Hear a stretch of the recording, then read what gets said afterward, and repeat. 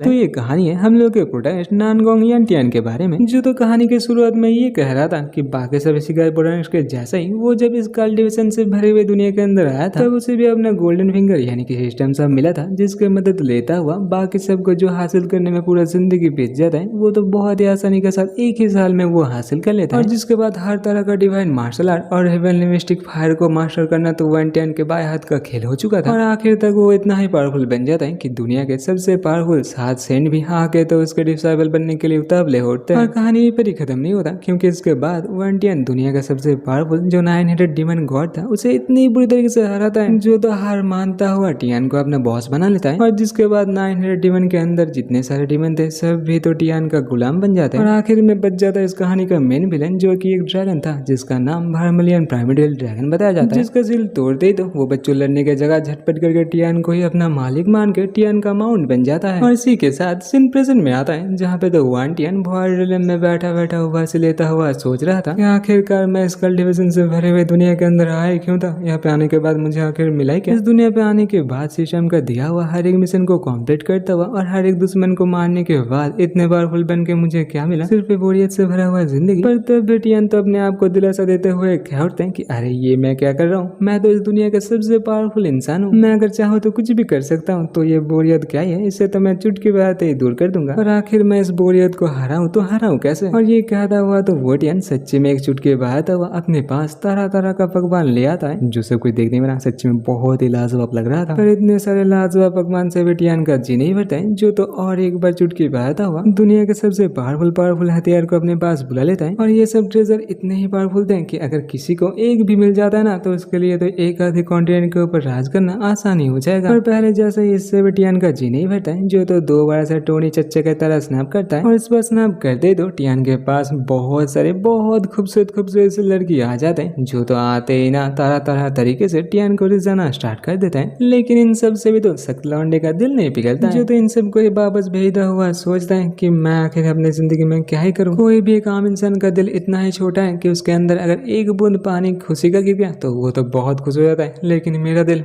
इतना छोटा नहीं, मेरा दिल तो बहुत बड़ा है। और ये सब कुछ सोचता हुआ टियान यहाँ पे तो अंग्रेजा लेता हुआ एक जोरदार उबास से छोड़ता है। और यहीं पे तो हम लोग को ये दिखाया जाता है कि उबास लेने के बाद से टियान के आंख से एक छोटा सा आंसू का बूंद नीचे की तरफ चला जाता है, जो तो सीधा एक बंजर सा प्लेनेट की तरफ बढ़ा। और जिस प्लेनेट को करीब से दिखाने पे तो हम लोग को पता चलता है कि सच्ची में ये प्लेनेट तो पूरी तरीके से सूख चुका है। और इसी सूखे रूखे प्लेनेट के ऊपर ही टियान का जो आंसू का बूंद था वो तो आके गिरता है। और जो गिरते ही तो आहिस्ता आहिस्ता करके पलक झपकने की स्पीड से वो जो बंजर सा प्लेनेट था वो तो पूरी तरीके से फूल फल उठता है। दूसरे और इस सबसे अनजान टियान तो अभी तक वही सोच रहा था कि देखो ना मेरा जिंदगी कितनी बुरे से भरा हुआ है, जो तो अभी यहाँ पे थर्ड वाल को तोड़ता हुआ हम सबसे कहता है तुम सबको ये सब कुछ मानवा और एनीमे बहुत अच्छे लगते हैं, जिसके अंदर कोई भी प्रोटैगनिस्ट दूसरी दुनिया में अपने सिस्टम के साथ जाके बहुत पावरफुल बन जाता है। लेकिन क्या तुम लोगों को ये पता है इतने पावरफुल बन जाने के बाद तो आहिस्ता आहिस्ता करके उस प्रोटैगनिस्ट का हर एक चीज से दिल उठ जाता है। और अभी तो तुम लोग देख ही सकते हो कि मेरा हालत भी वैसा ही बन चुका है। पर मैं अगर कहूँ तो मेरे जिंदगी का सबसे अच्छा वक्त तो शुरुआत वाले दिन थे, जहाँ पर ना एक लोवारेलम के मॉन्स्टर के साथ लड़ने में भी मुझे अपना जी जान लगाना पड़ता था। एक ऐसा लड़ाई जिसके अंदर तुम्हें अपने 100% से भी ज्यादा देना पड़ता है और जहाँ पे तुम्हें पता है कि तुम कभी भी मर सकते हो। और ये सब कुछ कहता हुआ है तो टियान को पता चल जाता है कि उसे अपने बोरियत को दूर करने के लिए क्या करना पड़ेगा, जो तो हंसता हुआ कह उठता है कि मुझे पता चल चुका है, अगर मैं इस बोरियत को हटाना चाहता हूँ तो मुझे लड़ना पड़ेगा। और लड़ने के बाद से मुझे ये याद आ गया कि इस दुनिया में अभी तक कोई बचा हुआ है जिसके साथ अभी तक मैंने लड़ा नहीं है। और इसी के साथ तो टियान उसे बुलाता हुआ कहता है कि अरे वही कहाँ हो, झटपट करके यहाँ पे आ जाओ। जहाँ पे तो हम लोग को पता चलता है कि अरे ये तो और कोई नहीं बेचारा वर्मिलियन प्राइमोर्डियल ड्रैगन था, जो तो अपने मालिक के पुकारते बिजली के रफ्तार में यांटियान के पास चला आता है। और आते ही तो बच्चों कह उठता है कि बताइए मास्टर मुझे क्या करना है, जिस पे तो टियान हंसता हुआ कहता है कि कुछ ज्यादा नहीं, बस तुम्हें मुझसे लड़ना पड़ेगा। जो सुनते तो वर्मिलियन चौंक उठता है, जो तो कह उठते हैं कि मास्टर ये आप क्या बोल रहे हैं, क्या आपको मेरे ऊपर शक हो रहा है, क्या आप ये टेस्ट करना चाहते हैं कि मैं कितना वफादार हूँ। तो मैं कह दूं कि मैं आपका ना वफादार ड्रैगन हूँ और आप जो भी मुझसे करने के लिए कहेंगे मैं तो वही करूंगा। पर टियान तो गुस्से के साथ कह उठते हैं कि बेवकूफ मैं कोई टेस्ट नहीं ले रहा, मैं तुम्हें ये ऑर्डर दे रहा हूँ कि तुम मेरे ऊपर हमला करो और हाँ हमला करते वक्त तुम मुझे मारने का कोशिश भी करना। लेकिन वर्मिलियन को तो अभी तक ये सब कुछ टेस्टी लग रहा था, जो तो कहता है कि मास्टर आप ये जो सब कुछ कर रहे हैं ना इसे छोड़ दीजिए, वैसे भी अगर आप मुझे पीटना चाहते हैं तो पीट सकते हैं और अगर आप चाहते हैं तो आप मेरा हड्डी वसली एक भी कर सकते हैं, फिर भी मेरे मुंह से आपके खिलाफ एक भी लफ्ज नहीं निकलेगा। जो सब कुछ सुनने के बाद बेचारा टियान तो कहता है कि अरे अरे बुद्धू, मैं तुमसे सच्ची मुच्ची कर लड़ने के लिए कह रहा हूँ, अगर तुम मुझसे नहीं लड़ोगे तो मेरा वो कैसे दूर होगा। जिसपे तो वर्मिलियन कह उठते कि मास्टर आप ये क्या कह रहे हैं, मैं आपका वफादार हूँ और मैं आपके ऊपर हमला क्या आपकी तरफ आंख उठा कर देखने का साहस भी नहीं कर सकता, पर अगर आप इतना ही फाइट करना चाहते हैं तो आपके लिए वो 9 हेडेड डीमन किंग अच्छा रहेगा। दूसरी ओर टियान तो ना लड़ पाने के वजह से मानव सदमे में जा चुका था, पर तभी तो वर्मिलियन के मुंह से 9 हेडेड डीमन किंग के नाम सुनते ही वो कह उठते कि तुमने क्या कहा। तो वर्मिलियन कह उठते कि हाँ मास्टर आप सही सुन रहे हैं, वो जो 9 हेडेड डीमन किंग है ना वो आजकल कुछ ज्यादा ही उड़ रहा है। उस डीमन ने तो मुझ जैसे एक बेचारे का 2-3 डेन के ऊपर कब्जा कर लिया और मुझे ये भी सुनने मिल रहा है कि वो ना आपको धोखा देने के लिए एक बहुत पावरफुल आर्मर बना रहा है। जो सुनते ही तो टियान और एक बार टोनी चच्चे की तरह स्नैप करके वर्मिलियन ड्रैगन के साथ यहाँ से गायब हो जाता है और इसी के साथ सीन शिफ्ट होकर कुछ डिमोनिक क्रिएचर को दिखाया जाता है जो सब तो यहाँ पे मजे के साथ अपने लॉर्ड को पूछ रहे थे। तभी ना इन्हीं डिमोनिक क्रिएचर के पीछे कुछ तो आके धड़ाम करके गिरता है, जहाँ पे तो धूल वूल हट जाने के बाद हम लोग को पता चलता है कि ये तो और कोई नहीं वर्मिलियन ड्रैगन था, जो तो यहाँ पे आते ही जोरदार तरीके से दहाड़ना स्टार्ट कर देता है। दूसरी ओर तो वर्मिलियन ड्रैगन को देखते ही जितने सारे छोटे मोटे डिमोनिक क्रिएचर थे सब तो डर का मारे दुम दुबा के यहाँ से भागना स्टार्ट कर देते हैं। और यहीं पर तो ये सब कुछ हलचल सुनने के बाद दूसरे ओर से एक बड़ा सा डिमोनिक इंसान बाहर आता है जिसका तो एक साथ 3 सिर थे, जहाँ पे तो हम लोग को ये पता चलता है कि ये 300 वाला डीमन ही तो इस सब छोटे मोटे डीमन का मास्टर था। तभी तो उसे 300 वाला डीमन का एक सिर कह उठते हैं कि तुम सब बेवकूफ किसी काम के नहीं हो, ऐसे भागने से तो अच्छा है जाओ जाके वो जो खोलते हुए लावा है उसके अंदर जम लगा दो। जो बात सुनते तो दूसरा वाला सिर जोर जोर से रोना स्टार्ट कर देता है और अपने एक सिर को ऐसा रोता हुआ देख के जो मेन सिर था वो तो क्या उठता है कि बस बहुत हो गया, ऐसे रोना बंद कर दो। और इसी के साथ वो तो वर्मिलियन ड्रैगन से कहता है कि वो पुरानी चीज क्या हुआ, क्या तुम यहाँ पे अपने बेकार से बच्चों के मरने का बदला लेने के लिए आए हो। और फिर तो हम लोग को ये पता चलता है कि ये 300 वाला डीमन तो और कोई नहीं असुरा हेल्सकेप का सुप्रीम ओवरलॉर्ड यानी कि 9 हेडेड डीमन गॉड था। जिससे तो वर्मिलियन कह उठता है कि अरे तुमने मुझे क्या सोच के रखा है, माना कि कुछ सालों से मैं तुम्हारे ऊपर कुछ ज्यादा ही गुस्सा हूँ, लेकिन फिर भी क्या तुम्हें ऐसा लगता है कि इतने से छोटे से बात के लिए मुंह उठा के मैं तुमसे लड़ने के लिए आ जाऊंगा। मैं तो बस यहाँ पे तहकीकात करने के लिए ही आया था। मुझे ये सुनने मिला है कि तुम छुपते छुपाते दूसरे दुनिया का एक बहुत पावरफुल डिमोनिक आर्मर को बना रहे हो, तो क्या सच्ची में तुम उस डिवाइन वेपन की मदद से मुझे हराने के बारे में सोच रहे हो। जिसपे तो 9 हेडेड डीमन क्या होते हैं कि बकवास बंद करो, वैसे भी तुम्हें हराने के लिए मुझे किसी हथियार का जरूरत नहीं है, वैसे भी अगर तुम लड़ना चाहते हो तो आओ ना, ये किंग तो हमेशा लड़ने के लिए तैयार रहता है। और ये कहने के बाद ही तो दोनों के दोनों यहाँ पे एक साथ अपने पावर को रिलीज करना स्टार्ट कर देते हैं। दूसरी ओर तो इन दो पावरफुल हस्ती के बीच में बेचारे डिमोनिक इंसान सारे के सारे फंस जाते हैं, जो सब तभी ये सोच रहे थे कि अगर ये दोनों यहाँ पे फाइट करना स्टार्ट कर देते ना तो हम लोगों के साथ साथ तो ये पूरा जगह ही तबाह हो जाएगा। लेकिन तब भी तो यहाँ पे एंट्री होता है टियान का, जो तो आते ही क्या उठते हैं कि अरे रुक जाओ बच्चे, मुझे लगता है तुम्हें थोड़ा सा गलतफहमी हो रहा है, क्योंकि 9 हेडेड डीमन किंग तुमसे फाइट करने के लिए यहाँ पे वर्मिलियन नहीं मैं यानी कि नानगोंग यान टियान आया हूँ। दूसरी ओर तो टियान को देखते ही वो 9 हेडेड डीमन किंग इतना ही डर जाता है कि डर का मारा तो झटपट करके टियान के सामने आके झुकता हुआ कहता है कि माय लॉर्ड मुझे पता नहीं था कि ये आप है, अगर पता होता तो मैं थोड़े ये गलती करता, लेकिन जो भी हो अनजाने में ये जो मैं गलती कर चुका हूँ इसके लिए तो मुझ जैसे एक डीमन का मर जाना ही अच्छा है। जो देखता हुआ तो टियान कह उठता है कि अरे तुमने कोई भी गलती नहीं किया, वैसे भी मैं तो तुमसे यहाँ पे लेने आया हूँ, चलो ना पुराने वक्त की तरह और एक बार लड़ ले। वैसे भी तुम्हें क्या याद नहीं है पहले तुम कैसे मुझसे लड़ा करते थे। और वो 9 हेडेड डीमन गॉड तो अपने लॉयल्टी दिखाने के चक्कर में खुद ही अपना एक सिर को काट देता है। जो देखते ही तो टियान उसे रुकाता हुआ कह उठता है कि अरे तुम ये क्या कर रहे हो, रुक जाओ। और वो 9 हेडेड डीमन गॉड कहाँ ही रुकने वाला था, वो तो एक साथ अपने दोनों सिर को एक काट फेंकता है। और ये कर लेने के बाद वो डीमन गॉड तो कह उठता है कि मास्टर मुझे माफ कर देना, मुझे नहीं लगा था इन 1000 सालों में मेरा ये जो 2 नया सिर होगा था इससे आपका कोई फर्क पड़ेगा, इसलिए मैंने आपको इसके बारे में नहीं बताया, और मुझे नहीं लगा था कि मेरे इन 2 सिरों के वजह से आपको परेशानी का सामना करना पड़ेगा। दूसरे और 9 हेडेड डीमन गॉड का ये कारनामा देखने के बाद तो वर्मिलियन ड्रैगन मन ही मन कुछ ज्यादा ही खुश हो रहा था। और फिर तो वर्मिलियन को ऐसे हंसता हुआ देखते ही तो वो डीमन गॉड झटपट करके वर्मिलियन के पास जाता हुआ कहता है वो आखिरकार मुझे ये समझ आ गया कि इसके पीछे तुम्हारा हाथ है, तुम मुझसे डरते हो इसीलिए तुम मास्टर को मेरे खिलाफ करने का कोशिश कर रहे हो। जिससे गुस्सा होता हुआ वर्मिलियन क्या उठता है कि मैं तुमसे डरता हूँ, ये गलतफहमी तुम्हें कब से हो गया, वैसे भी अगर मैं चाहूँ ना तो एक ही छींक से तुम्हारे पूरी जगह को तबाह कर सकता हूँ। और ऐसे ही तुम्हें मैं करता हुआ दोनों ही तो यहाँ पे लड़ना स्टार्ट कर देता है। और इन दोनों के फाइट के बीच में फंसा था तो हम लोग का बेचारा टियान, जो तो अभी ये सोच रहा था कि आखिरकार वो यहाँ पे किस काम के लिए आया था और यहाँ पे आखिर क्या हो रहा है। और जो तो और एक बार चुटकी बजा के यहाँ से गायब होता हुआ दोबारा से अपने भौरे में वापस चला आता है। जो तो यहाँ पे आते ही अपने आप को कोसता हुआ कहता है कि आखिर यहाँ पे ये सब कुछ क्या हो रहा है, मेरे दिल में ये जो बड़ा सा सूनापन है ये तो लगता है पहले से भी ज्यादा बड़ा हो चुका है। चलो छोड़ो इसे अभी जाने दो, वैसे भी एक काम करने जा रहा हूँ, दूसरा ये हो रहा है, इससे अच्छा तो ये होगा कि यहाँ पे बैठ के 1-2 कल्टीवेशन वाली किताब को ही पढ़ लेता हूँ। और ये कहते ही तो वो झटपट करके अपने पास एक मार्शल आर्ट वाले किताब को सामान कर लेता है, जिसके अंदर ना beast taming cultivation, short cultivation, demonic cultivation और यानी यंग कल्टीवेशन जैसे बहुत तरीके का नया नया कल्टीवेशन टेक्निक था, जिनमें से भी ऑलरेडी टियान ने 49 टेक्निक को मास्टर कर लिया था। पर तब भी ना पराग टियान को तो किसी का जोर जोर से हंसने का आवाज सुनाई देता है, जहाँ पे देखने के बाद तो उसे पता चलता है कि ये हंसने का आवाज तो नीचे एक हरे भरे प्लानिट से आ रहा था, जहाँ पे तो उसे हरे भरे प्लानिट को और भी करीब से देखने के बाद तो टियान को पता चलता है कि यह हंसी का आवाज तो एक छोटू से एलियन क्रिएचर का था। और जिस नन्हे से क्रिएचर को तो यहाँ पे मछली पकड़ते हुए दिखाया जाता है, और मछली मिल जाने की वजह से वो तो आज कुछ ज्यादा ही खुश था, जो तो कह रहा था कि आज घर जाते ही इस मछली से एक बहुत ही लाजवाब सूप बनाऊंगा, जिससे आप जब करते ही मम्मी झटपट करके ठीक हो जाएंगी। पर तब भी तो यहाँ पे वो टियान उड़ता हुआ एंट्री लेता है, जिसे देखते ही तो वो छोटू सा क्रिएचर डरता हुआ कहता है कि मम्मी मुझे बचा लो, मुझे एलियन खाने के लिए आ चुका है। लेकिन टियान तो उसी छोटू से क्रिएचर के ऊपर हार्ट स्टीलिंग मंत्र का इस्तेमाल करता हुआ उससे पूछता है कि थोड़ा सा मुझे भी तो बताओ छोटू मियाँ, तुम इतने खुश क्यों हो? जिस पे तो छोटू मियाँ गुस्से के साथ कहता है कि तुम्हें क्या दिखाई नहीं दे रहा है, मुझे यहाँ पे मछली मिला है इसीलिए मैं इतना खुश हूँ। तो टियान तो मुंह बनाते हुए कहता है कि तुम्हें तो बस एक छोटू सा मछली ही मिला है, इस पे इतना खुश होने का क्या बात है? जिसके रिप्लाई में छोटू मियाँ कहता है कि तुम्हें शायद पता नहीं होगा, लेकिन इस एक छोटू से मछली पकड़ने से ही मुझे बहुत खुशी मिलता है। ये जो सामने का बड़ा सा डैम देख रहे हो, ये हमेशा ऐसा नहीं था। मैं जब 100 सालों पहले जन्मा था तब मेरी मॉम ने मुझसे कहा था ये जगह पहले टेक्नोलॉजी और साइंस से भरा हुआ था, लेकिन आहिस्ता आहिस्ता करके पूरी जगह के अंदर बैक्टीरिया और डिजीज फैल गए, और जिसकी वजह से हर कोई एक दूसरे के साथ रिसोर्स के लिए लड़ने लगे, और आहिस्ता आहिस्ता करके इस सब कारण की वजह से ये पूरा बड़ा सा प्लेनेट बंजर भूमि में तब्दील हो गया। जो सब इस लड़ाई से भाग गए वो सब भाग सके, लेकिन ज्यादातर सब यहाँ पे मर गए। और एक ऐसे वक्त में जब कहीं पर भी खाना नहीं था, एक ऐसे वक्त में मेरे मॉम ने मुझे बड़ा करने के लिए अपनी एनर्जी को पूरी तरीके से बर्बाद कर दिया, और जिसके वजह से मॉम की एनर्जी ऑब्जर्व करते हुआ मैं तो बड़ा हो गया, लेकिन मॉम की एनर्जी लॉस हो जाने की वजह से वो एक लोअर लाइफ फॉर्म में तब्दील हो गया। लेकिन एक ऐसे वक्त में अचानक से आसमान से एक बहुत ही बड़ा सा बूंद हम लोग के प्लेनेट पे गिरा, जो बूंद ना पूरी तरीके से वाइटलिटी और डिवाइन एनर्जी से भरा हुआ था। और यहीं पर तो हम लोग को ये दिखाया जाता है कि इस एक बूंद से पूरी तरीके से ये बंजर सा भूमि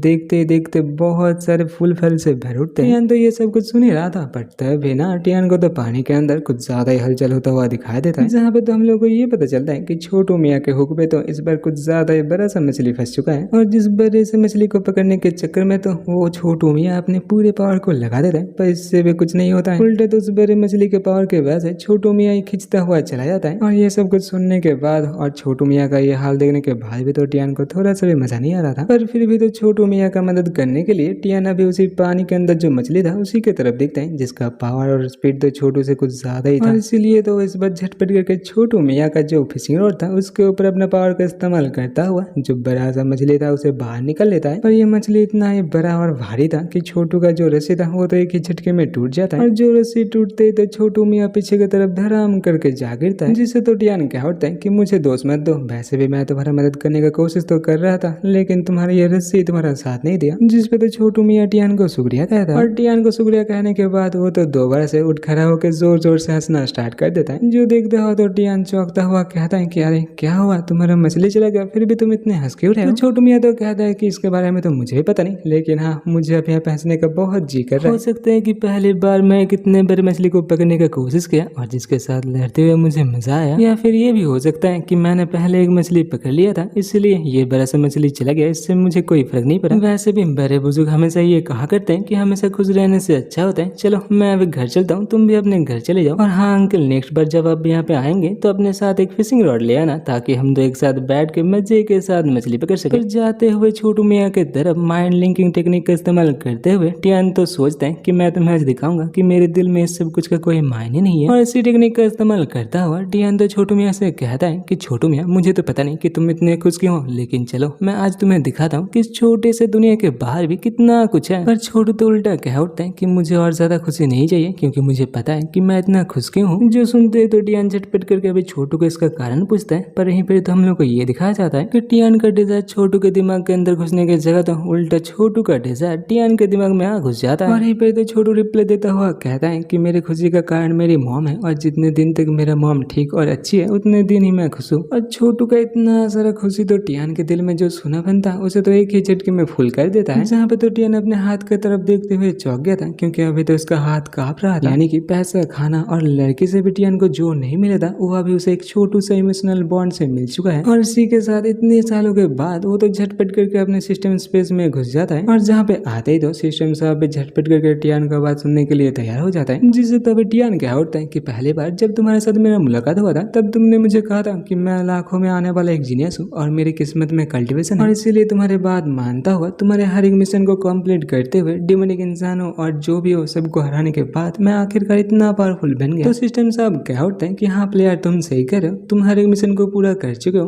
और अभी तो तुम फ्री हो और अभी तो तुम्हें अपने मेहनत से कमाए हुए फल का मजा उठाना चाहिए, पर तुम अभी मुझसे क्या चाहते हो? जिसके रिप्लाई में टियान खांसता हुआ कहता है कि कुछ ज्यादा नहीं, बस मेरे लिए एक मॉम क्रिएट कर दो। जो सुनते ही तो सिस्टम साहब क्या होते हैं कि प्लेयर क्या तुम मजाक कर रहे हो? वैसे भी सिस्टम के अंदर जो डाटा है उसे मैं चेंज नहीं कर सकता और फिर भी अगर मैं तुम्हारे लिए एक मॉम बना देती हूँ तो वो एआई और नकली होगा जिसके साथ तुम्हारा कोई रिश्ता भी नहीं होगा। तो टियान कहता है कि हाँ इसके बारे में तो मुझे पता है, इसीलिए तो मैं अपना सब अचीवमेंट और कल्टीवेशन को गावा के दोबारा से शुरुआत करना चाहता हूँ और इस बार ना मैं कुछ अलग करना चाहता हूँ क्योंकि इस बार मैं अकेला कल्टीवेट नहीं करना चाहता। पर सिस्टम साहब तो क्या होता है कि प्लेयर मुझे माफ कर देना क्योंकि तुम अभी सिस्टम से भी ज्यादा पावरफुल बन चुके हो, इसीलिए मैं सिस्टम होकर तुम्हारा कोई भी अचीवमेंट या फिर कल्टीवेशन को नहीं ले सकता। और ये सुनते ही तो टियान गुस्से के साथ क्या होता है कि अगर ऐसा ही है तो जाओ ना, जाके तुमने मुझे जैसे ट्रेन किया था वैसे ही और किसी को ट्रेन करो ताकि वो आके मुझे मार सके। और सिस्टम साहब तो दोबारा से क्या होते हैं कि जैसा कि मैंने तुमसे पहले कहा था कि तुम इस पूरे कल्टीवेशन दुनिया का सबसे पावरफुल इंसान हो और तुम्हारा अथॉरिटी इस सिस्टम से भी ज्यादा है, इसीलिए मैं सिस्टम तुम्हें ना तो कोई मिशन दे सकता हूँ ना तो तुम्हारा किसी भी रिक्वेस्ट को पूरा कर सकता हूँ। और ये सब कुछ बात सुनने के बाद टियान तो इतना ही गुस्सा हो जाता है जो तो यहाँ पे क्वांटम कल्टीवेशन टेक्निक का इस्तेमाल करता हुआ क्या होता है कि ये बाउंडलेस कल्टीवेशन, इतना पावरफुल बॉडी और इतना सारा लाइफ स्पैन का मैं रख के क्या करूंगा, मैं सबको सैक्रिफाइस दे के अपने सोल को दूसरे डायमेंशन में भेज दूंगा। जो देखते ही तो सिस्टम सब झटपट करके क्या होता है कि प्लेयर ऐसा मत करो, ऐसा करने से तुम्हारा हर एक अचीवमेंट खो जाएगा और प्लेयर का ये एक्शन सिस्टम के नॉलेज के बाहर है, इसीलिए मैं तुमसे ये कहना चाहता हूँ कि अगर ये हो भी गया ना तो तुम कभी भी यहाँ पे वापस नहीं आ पाओगे। और ये सुनने के बावजूद भी टियान तो हंसता हुआ कहता है कि मैं यहाँ पे वापस नहीं आ पाऊंगा, ये तो और भी अच्छा होगा। और इसी के साथ नेक्स्ट सीन में एक शहर दिखाया जाता है जहाँ पे तो बहुत सारे इंसान इधर उधर घूम रहे थे। पर तो एक गलियारे के छोर में एक टीनेजर को दिखाया जाता है जिसे देख के तो ये पता नहीं चल रहा था कि ये जिंदा है या फिर मर चुका है, लेकिन हाँ इस टीनेजर के हाथ से खून बह रहा था और जिसके पास बहुत सारे चूहे भी मंडरा रहे थे। लेकिन तभी तो उसे टीनेजर के आंखों को दिखाया जाता है जिसे देख के तो ये पता चल चुका था कि ये टीनेजर तो मर चुका है। दूसरे और इसी शहर के तरफ एक चमत्कारी रोशनी को आता हुआ दिखाया जाता है और इसी रोशनी को दिखाने के साथ साथ ही तो गलियारे के अंदर जो टीनेजर मरा हुआ के एक मरे हुए टीनेजर के बॉडी के ऊपर कब्जा कर लेता है और जो करने के बाद टियान तो कुछ ज्यादा ही खुश हो रहा था क्योंकि उसका जो प्लान था यानी कि दूसरे यूनिवर्स में आना वो तो कुछ ज्यादा ही आसानी से पूरा हो गया। पर तभी तो टियान को ये महसूस हो जाता है कि इस टीनेजर के बॉडी के अंदर तो कुछ अलग सा फील हो रहा है क्योंकि इस टीनेजर का बॉडी इतना ही जख्मी था कि टियान तो यहाँ पे अपने एक उंगली को भी हिला नहीं पा रहा था और उसके ऊपर से टियान को इतना ही प्यास लग रहा था कि मानो उसे अगर पानी ना मिले ना तो वो तो अभी का अभी टपक जाएगा। और अपने आसपास इतने सारे चूहा देखने के बाद दो टियान मन ही मन सोच उठता है माना मैं इस दुनिया में आया ताकि अपनी जिंदगी को थोड़ा सा मुश्किल से भर सकूं, लेकिन किसे लगा था कि इस दुनिया में आते ही मैं चूहों का नाश्ता बन जाऊंगा। पर तब बिना बाकी सब चूहों को कुछ तो अजीब सा महसूस होता ही वो सब यहाँ से फटाफट करके भाग लेते हैं, जहाँ पे तो हम लोग को पता चलता है कि टियान की तरफ तो एक लड़की आ रही थी जो तो और कोई नहीं इसी बॉडी का सिस्टर थी और जो तो कह उठते कि बड़े भैया की नो आप फिक्र मत कीजिए, मैं मायने आपको अभी के अभी घर ले जाऊंगी। और जो सुनते तो टियान मन ही मन सोच उठता है कि ये लड़की मायने कौन है, पर तब भी तो उसे पता चलता है कि उसका शरीर इतना ही कमजोर हो चुका था कि वो तो आहिस्ता आहिस्ता करके बेहोश हो जाता है। और इसी के साथ नेक्स्ट दिन सुबह का सीन दिखाया जाता है जहाँ पे तो होश में आते ही टियान झटपट करके अपने आसपास के जगह को चेक करने लगता है, जहाँ पे तो उठता हुआ अभी वो ये सोच रहा था कि चलो मैं अभी तक जिंदा हूँ यही बहुत अच्छा है, उसके ऊपर से मेरा हर एक जख्म यहाँ पे भर भी चुका है, क्या उस लड़की ने मुझे बचाया। टियान बच्चा तो ये सब कुछ सोच ही रहा था पर तभी ना टियान के नाक में तो खाने का खुशबू चला जाता है। पर टियान जो कि इतने दिनों से इमोर्टल था उसे तो समझ नहीं आता है आखिरकार ये खुशबू किसका है, पर हाँ उसका पेट ना कुछ ज्यादा जोर जोर से गुड़गुड़ा रहा था। तब भी तो यहाँ पे खाने के साथ एंट्री होती है मायने की, जो तो आते ही क्या उठते कि आखिरकार बड़े भैया आप उठ गए। और अपने बड़े भैया को उठता हुआ देखते ही तो मायने झटपट करके जाके टियान को गले से लगाते हुए कहते कि आपको पता है मैं आपके बारे में सोच सोच के कितनी परेशान हो रही थी, मुझे तो ऐसा लग रहा था कि मुझे आपको खोना पड़ेगा। पर टियान मायने को रुका पाता उससे पहले ही तो इस बॉडी का जो मेमोरी था वो तो आहिस्ता आहिस्ता करके टियान के सामने आना स्टार्ट हो जाता है, जहाँ पे हम लोगों को दिखाया जाता है कि टियान यानी कि किनो और ये लड़की मायने एक साथ एक ही ऑर्फेनेज में पली बड़ी है और एक दिन एक मोटू सा इंसान ऑर्फेनेज के नैनी को बहुत सारा पैसा देके टियान को खरीद के उसके ऊपर बहुत ही बेहतर तरीके से जुल्म कर रहा था। पर ये सब कुछ मायने से देखा नहीं जाती है, इसीलिए किनो यानी कि जो अभी टियान बन चुका है उसे बचाने के लिए मायने उस मोटू से इंसान को पीछे से छुरा घोप के मार डालती है। और इसी हादसे के बाद ही टियान मायने को लेके अपने साथ उस ऑर्फेनेज से भाग जाता है और इसके बाद से दोनों ही तो जैसे तैसे काम बम करके अपनी जिंदगी बिता रहे थे। पर बाद में जब बारी आता है मैजिक कल्टिवेट करने का, तब मैंने तो उसे बहुत आसानी के साथ कर लेती है, पर टियान तो इसमें पूरी तरीके से नाकाम हो जाता है। और इन दोनों का जिंदगी तो ऐसे ही बीत रहा था, पर अचानक से इन दोनों की जिंदगी में एंट्री होता है एक विलेन का, जो तो एक दिन मायने को अकेले पाते ही अपने दोस्तों के साथ जोर जबरदस्ती करना स्टार्ट कर देता है। पर तब भी तो यहाँ पे हीरो वाला एंट्री लेता है उसका बड़े भैया यानी कि कीनो, और जो तो अपने बहनों को बचाने के चक्कर में कुछ ज्यादा ही बुरी तरीके से पीट जाता है। ना सिर्फ पीटता है, उसके साथ साथ तो उसका खेला भी मानो खत्म ही हो चुका था। वो तो हम लोग इमोर्टल हीरो वांटियन है, जो तो वक्त रहे थे कीनो के बॉडी के ऊपर कब्जा कर लेता है। और इसी के साथ ये छोटू सा फ्लैशबैक खत्म होते ही सीन प्रेजेंट में आ जाता है, जहाँ पे तो टियान को कीनो का हर एक याददाश्त देखने के बाद उसे पता चलता है कि इस बॉडी का नाम तो कीनो है और ये लड़की उसकी सिस्टर मेनो है, जो कि एक साथ एक ही ऑर्फनेज पे पली बड़ी है। और एक दिन पहले ही अपने सिस्टर को बचाने के चक्कर में तो बच्चू मर ही चुका था। वो तो टियान का सोल था जो कि वक्त रहते आ गया। करते भी तो कीनो पूछ उठते कि बड़े भैया आप ठीक तो है ना, आप इतने हाफ क्यों रहे, क्या आपको अभी तक दर्द हो रहा है? जिस पे तो टियान क्या उठते हैं कि ना ना मैं तो ठीक ही हूँ, बस थोड़ा सा सिर दर्द हो रहा है जो कि टाइम के साथ आहिस्ता आहिस्ता से ठीक हो जाएगा। जो तो मनी मनी ये सोच रहा था कि ये भूख, ये प्यास और ये दर्द, इससे तो मुझे इतना पता चल ही रहा है कि मैं तो अपने डिवाइन बॉडी को खो चुका हूँ। और उसके ऊपर से इस बॉडी के पिछले ओनर के याददाश्त के साथ साथ उसका हर एक इमोशन भी मेरे ऊपर आहिस्ता आहिस्ता करके हावी हो रहा है। यानी कि अब और अभी से मैं टियान नहीं कीनो हूँ, जो कि बाकी सब नॉर्मल इंसानों की तरह ही है और जिसके पास बाकी सब आम इंसानों के तरह ही इमोशन और डिजायर भी है। और इसी के साथ तो मायने के सीने में जो दो बड़े बड़े गुब्बारे थे उसके तरफ देखता हुआ सोचता है कि डिजायर के साथ साथ तो मेरे पास अभी कामना भी आ चुका है। और उन दो गुब्बारों को देखता हुआ कीनो तो शर्माते हुए मायने से कहता है कि मायने मैं वो चाहता हूँ, क्या मुझे वो मिल सकता है? जिसपे तो मायने भी शर्माते हुए अपने बड़े भैया का कुछ ज्यादा ही करीब आते हुए कहते हैं कि बड़े भैया आप कहिए ना आपको क्या चाहिए, अगर मैं वो आपको दे सकती हूँ तो मैं तो उसे दे दूंगी। पर तभी तो टियान अपने आप से कह उठते हैं कि अभी ये सब कुछ सोचने का वक्त नहीं है, सबसे पहले मुझे शरीर को ठीक करना पड़ेगा ताकि ये काम का तो बन सके। और इसी के साथ तो टियान बात को घुमाता हुआ कहता है कि क्या मैं उसे चख सकता हूँ? वैसे भी इसकी खुशबू से ही मुझे पता चल रहा है कि ये ना सच्ची में बहुत स्वादिष्ट होगा। जिसपे तो मायने कहते हैं कि हाँ बड़े भैया आप ये ले सकते हैं, वैसे भी ये तो आपके लिए ही है। पर बड़े भैया मुझे लगा था कि आप कुछ अलग चाहते हैं, देख रहे हो ना बच्ची भी देने के लिए राजी थी। तो टियान तो उल्टा पूछ उठता है कि तुम्हें क्या लगा था कि मैं क्या मांग रहा हूँ? जो सुनते तो मायने चिल्लाते हुए कहते हैं कि कुछ नहीं, वैसे भी बहुत हो गया, चलिए झटपट करके जाके खा लेते हैं। और यहीं पर तो खींचातानी में बेचारे टियान का जख्म तो दोबारा से खुल जाता है और जिसके वजह से टियान को इतना ही दर्द होता है कि बच्चे के मुंह से तो खून निकल आता है। लेकिन जो भी हो टियान को तो इससे मजा ही आना चाहिए, क्योंकि टियान तो अपनी इमोर्टल बॉडी को छोड़ के इसी के तलाश में यहाँ पे आया था। दूसरे और हम लोगों को वही स्वादिष्ट खाने को दिखाया था, जो तो और कुछ नहीं चिकन सूप था। और जो देखते ही तो टियान से रहा नहीं जाता है, जो तो झटपट करके खाना स्टार्ट कर देता है। और ये सूप के अंदर तैरता हुआ चिकन टियान को इतना ही पसंद आता है कि वो बच्चा तो यहाँ पे खुशी का मारा रोना स्टार्ट कर देता है। जो तो मनी मनी ये सोच रहा था कि मेरे डिवाइन बॉडी की वजह से खाना जितने भी स्वादिष्ट हो सब तो मेरे लिए कचरे के बराबर था, लेकिन अब भी तो देखो सिर्फ इस चिकन को खाने से मुझे कितना ही खुशी मिल रहा है। और इसी के साथ खाना खत्म करते ही तो वो मायने से कह उठते हैं कि मायने मुझे माफ कर देना, ये खाना मुझे इतना ही अच्छा लगा कि मैंने तो इसे पूरा सब चट कर दिया। वैसे भी अभी के हालात में सिर्फ मेरे लिए इतना महंगा खाना बनाने का कोई जरूरत नहीं था। जिसपे तो मायने कह उठते हैं कि बड़े भैया आपको क्या हो गया, ये तो डंजन चिकन है जो कि हम लोग हर दिन खाया करते हैं। क्या बड़े भैया आपको कुछ याद नहीं आ रहा है? मुझे माफ कर देना बड़े भैया, आप कितने जख्मी है, फिर भी देखिए तो आपके बहनों के कैसे ही आपको बेकार सा खाना खिला रही है। और मायने की ये बात सुनते ही तो टियान मनी मन सोच उठते हैं कि क्या ये खाना हम लोग रोज खाते हैं, ये खाना बेकार है। और ये सब कुछ बात सुनते ही तो दोबारा से टियान के दिमाग में याददाश्त का स्रोत आना स्टार्ट हो जाता है, और जहाँ से हम लोग को ये पता चलता है कि ये दुनिया सॉर्ड और मैजिक से भरा हुआ है। और खास करके इस दुनिया में डंजन यानी कि पोर्टल है, जो कि एक दुनिया को दूसरी दुनिया के साथ जोड़ता है। और हर एक डंजन के अंदर रिसोर्स तो भर भर के है, और इन्हीं रिसोर्स को लाना और डंजन के अंदर का मॉन्स्टर खत्म करने का काम जो सब करते हैं उन सबको हम लोग एडवेंचरर कहते हैं। और इन्हीं एडवेंचरर्स को 6 हिस्सों में बांटा जाता है, और इन्हीं में से सबसे पहले आता है ईरैंग एडवेंचरर्स, जो सब अपने बॉडी के अंदर जो माना है उसे थोड़ा सा सेंस करके, थोड़ा सा कंट्रोल करके थोड़े से अपने बॉडी पावर को बढ़ा सकते हैं। और दूसरे में आता है डी रैंक एडवेंचरर्स, जो सबके अपने माना को कंट्रोल करके हथियार के साथ इस्तेमाल करते हैं। और तीसरे में आता है सी रैंक एडवेंचरर्स, जो सब अपने अंदर का जो माना है उसे अपने शरीर के अंदर माना कोर के तरह इस्तेमाल करता हुआ मैजिक का इस्तेमाल कर सकते हैं। और इसके बाद फोर्थ में था बी रैंक एडवेंचरर्स, जिसके बारे में उतना ज्यादा बताया नहीं गया था। और रही बात उसके बाद आने वाले ए रैंक एडवेंचरर्स के बारे में, उनके लिए ना पूरे किंगडम में सिर्फ 200 जगह बचे हुए थे, यानी कि कोई भी बी रैंक का एडवेंचरर अगर किसी ए रैंक को हरा देता है तो वो आसानी के साथ ए रैंक में पहुंच जाएगा, और जो ए रैंक कर हार चुका है वो तो 2 बार से बी रैंक में चला जाएगा। और आखिर में था एस रैंक एडवेंचरर, जो कि ना इतने पावरफुल थे कि वो तो आसानी के साथ अकेला ही एक ए रैंक डंजन का खात्मा कर सकता है। लेकिन मुसीबत का बात तो ये था कि इस दुनिया के अंदर ऐसे भी बहुत सारे इंसान हैं जो सबके अपने माना को इस्तेमाल नहीं कर पाते, या फिर माना इस्तेमाल करने का टैलेंट तो उन लोगों के पास होता ही नहीं है। और जिन सबको तो टियान यानी कि कीनो के तरह ही रोज रोजमर्रा का काम करना पड़ता है और इन्हीं में से किसी किसी का किस्मत तो इतना ही बुरा होता है कि उन सबको तो स्लेब बना के स्लेब मार्केट में ले जाके बेच दिया जाता है। और हाँ, अगर कोई एडवेंचरर बनना चाहते हैं तो सबसे पहले चिकन कुप नाम का जो बिगिनर डंजन है उसके अंदर जाके चिकन मॉन्स्टर के बॉस को मारना पड़ता है। और इसी के साथ सीन प्रिजन में आता है जहाँ पे तो माँ ने अपने बड़े भैया से माफी मांगते हुए कहती है कि बड़े भैया की ना मुझे माफ कर देना, मुझे पता है आप पूरा दिन मेहनत करके जो पैसा कमाते हैं वो हम दोनों के प्रोडक्शन फी में ही चला जाता है। और दूसरी ओर मुझे देखिए, मैं बस बिगिनिंग डंजन से खाने के लिए बेकार चिकन ही ले आती हूँ। पर टियान तो मनी मनी ये सोच रहा था कि इस दुनिया में मैजिक इस्तेमाल करने के लिए जिस माना का इस्तेमाल किया जाता है शायद वही ट्रू कीवाई है जिसकी मदद से मैं पिछले वाले जिंदगी में कल्टिवेट करता था। लेकिन अभी मैं जिस बॉडी के अंदर हूँ यानी कि केनो के पास तो मैजिक कल्टिवेट करने के तो सभी टैलेंट नहीं है। और ये फिर तो अपने बड़े भैया को उदास देखते ही मायने क्या उठती कि बड़े भैया फिक्र मत कीजिए क्योंकि मैं जल्दी एडवेंचरर बनने वाली हूँ और उसके बाद गिल्ड जॉइन करते ही हम लोगों के पास पैसा तो आएगा ही। और उसी के साथ साथ बड़े भैया आपका ये जो माना प्रॉब्लम है मैं उससे भी ठीक कर दूंगी। जो सुनते ही तो टियान क्या उठते कि मायने तुम्हें माफी मांगने की कोई जरूरत नहीं है, वैसे भी ये सब कुछ तो मेरा ही गलती है जिसकी वजह से तुम्हें ये सब कुछ झेलना पड़ रहा है। और इसी के साथ रात का सीन दिखाया जाता है जहाँ पे तो दोनों के दोनों खा पी के सो चुके थे। पर टियान को आखिर नींद कैसे आ सकता है क्योंकि वो दूसरी दुनिया में जिस काम के लिए आया था वो तो अभी सफल हो चुका है। उसे मॉम मिले ना मिले एक बहन तो मिल चुकी थी और जिसका जिम्मेदारी तो अभी उसे लेना था। और इसीलिए तो मायने की तरफ देखता हुआ टियान सोच रहा था कि माना अभी मेरे पास कोई पावर नहीं है लेकिन पिछली जिंदगी का हर एक कल्टिवेशन टेक्निक तो मुझे बहुत ही अच्छे से याद है, तो क्या मैं 2-4 टेक्निक का इस्तेमाल करके इस बॉडी को दोबारा से पावरफुल बना सकता हूँ। और ये सोचते ही तो टियान झटपट करके इंडियन पोजीशन में बैठता हुआ कीवाई गदर करना स्टार्ट कर देता है। जहाँ पे तो पहले टियान के लिए ये करना तो कुछ ज्यादा ही आसान हो रहा था क्योंकि उसके हर एक मेरिडियन से कीवाई जो अच्छे से गुजर रहा था। पर तभी तो अचानक से यहाँ पे कुछ गड़बड़ी हो जाती है जहाँ पे तो टियान को पता चलता है कि इस बॉडी का मेरिडियन तो पूरी तरीके से टूटा हुआ है और टूटे हुए मेरिडियन लेके कल्टिवेट करने के वजह से बेचारे टियान के मुंह से तो अभी खून आना स्टार्ट हो जाता है। जो तो खांसता हुआ ये सोच उठता है कि इस बॉडी का मेरिडियन इतनी ही बुरी तरीके से टूटा हुआ है कि मैं तो इस बॉडी में कीवाई को भी इकट्ठा नहीं कर पा रहा हूँ जो कि कीवाई कल्टिवेशन का सबसे बेसिक नियम है। पर मेरे सामने तो ये वाला चुनौती एकदम आसान है क्योंकि मैं अगर चाहूँ तो एक अधिक सेलर पिल को बना के मैं आसानी के साथ अपने मेरिडियन को ठीक कर सकता हूँ। और इसी के साथ तो टियान सोच उठता है कि आखिर मैं अगर इस बॉडी को ठीक करना चाहता हूँ तो मैं कौन सा पिल बनाऊँ क्योंकि उसके दिमाग में तो बहुत तरीके का पिल बनाने का नॉलेज ऑलरेडी जमा हुआ। पर तभी तो टियान को याद आता है कि ये सब कुछ पिल तो उसके पिछले दुनिया से है, तो क्या इन्हें बनाने का इंग्रेडिएंट्स इस दुनिया में मिल भी पाएगा? और अगर वो मिल भी गया तो उन्हें बनाने के लिए टियान को कितने ही इंतजार करना पड़ेगा। और अगर टियान के पास अभी कुछ रिसोर्स है तो वो है ये बेकार के चिकन जो सिर्फ खाने के काम आते हैं क्योंकि इन सब के अंदर तो माना भी नहीं है, ये सब तो बेकार के मीट है। पर तभी तो टियान के दिमाग में ये आइडिया आता है कि इन सब के अंदर माना नहीं है तो क्या हुआ, ये सब खाने के लायक मीट तो है ना। क्योंकि मीट खाते ही ना सिर्फ जो कीवाई सेंटर है वो गर्म होता है, उसी के साथ साथ बॉडी के अंदर जितने सारे डिफिशियंसी है वो सब भी आहिस्ता आहिस्ता करके ठीक हो जाते हैं। और सिर्फ यही नहीं क्योंकि पिछले दुनिया में ये चिकन खाने से ही तो बॉडी का स्पीड पावर तो बढ़ता ही था, उसी के साथ साथ बॉडी के हर एक ऑर्गन भी पहले से बहुत ताकतवर हो जाता था। और इसी कारण से टियान तो इन्हीं चिकन को अपना पहला टारगेट बनाता है। और जिन्हें देखता हुआ तो टियान क्या होता है कि बड़े बुजुर्ग ये कहा करते थे कि खाना और दवाई तो दोनों एक ही है क्योंकि दोनों से तो हम लोग को फायदा होता है। और इसीलिए बच्चों सबसे पहले मैं तुम सबको निचोड़ के तुम्हारे एसेंस से चिकन पिल बनाऊंगा। तो आप सब देख ही रहे हो ना, इस कहानी का प्रोडक्ट तो कुछ ज्यादा अनोखा है जो कि अभी जड़ी बूटी नहीं चिकन से पिल बनाने वाला है। और इसी के साथ नेक्स्ट दिन सुबह का सीन दिखाया जाता है जहाँ पे तो टियान एक बड़ा सा फर्नेस बना के उसके आग को सुलगा रहा था। तो टियान क्या उठता है कि चलो बोलना पड़ेगा, ये बॉडी ना उतना बेकार भी नहीं है क्योंकि मुझे तो पहले ऐसा लगा था कि ये सब कुछ इंतजाम करना इस बॉडी का बात नहीं है, लेकिन जो भी हो एक रात में ये हो। लेकिन तभी ना टियान के बनाए हुए फर्नेस के अंदर तो अचानक से दरार पड़ना स्टार्ट हो जाता है। और जो देखता हुआ तो टियान क्या उठता है कि अरे भाई थोड़ा सा तो रुक जा, वैसे भी अभी तो 8 ही घंटे हुए, क्या इतने में तो फटने वाला है। और जिसे अच्छे से चेक करता हुआ टियान मन ही मन सोच उठता है कि अगर मेरे पास एक अच्छा सा फार्नेस होता ना तो ये काम तो कितना ही आसान हो जाता। लेकिन तभी ना टियान को तो कुछ ज्यादा ही जोर का झटका लगता है क्योंकि ये जो फार्नेस था वो तो एक जोरदार धमाके के साथ तभी के तभी फट जाता है। पर तभी तो यहाँ पे दिखाया जाता है कि वक्त रहते ही तो मायने आकर झटपट करके अपने बड़े भैया को बचा लेती है। और यहीं पे तो टियान को बचाने के चक्कर में मायने का तो गुब्बारा टियान के पीछे टच हो जाता है। और जो टच करते तो टियान का कुछ चीज यहाँ पे जिंदा होने के साथ साथ तो उसके नोज से भी खून आना स्टार्ट हो जाता है। तभी तो मायने पूछ उठते हैं कि बड़े भैया आप ठीक तो है ना,